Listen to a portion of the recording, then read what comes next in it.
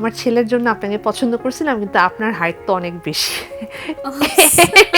একটা স্টেশনে আমরা নানা রকম মানুষের সাথে কিন্তু আমাদের পরিচয় হয়, তো সেই ক্ষেত্রে কেউ ডিস্টার্ব করেছে কিনা? ডিস্টার্ব তো করেছে, মানে প্রথম দিকে তো প্রচুর কান্নাকাটি হতো। বড় এত পচা পচা মেসেজ, এত পচা পচা কথা, মানে একদম হয় না। আমরা তো প্রথমে কান্নাকাটি করতাম, ভাইয়া কি মেসেজ লেরে, কোনো ব্যাপার না। প্রথমে 1 বছর কান্নাকাটি করেছি, পরে এগুলাকে হেসে উড়িয়ে দিয়েছি, পরে সেটাকে আমাদের নিজেদের স্ট্রেংথ বানিয়ে নিয়েছি। তো এটা মানে তেমন ব্যাপার হয় না। অনেক সময় হয় যে এটা ভালো হচ্ছে না, আপনার গলা ভালো না, ও আপনাকে তো ভাবছিলাম যে আপনি দেখতে মনে হয় কিরকম, আপনি তো দেখতে আসলে পচা, বা আপনি দেখতে ভালো না।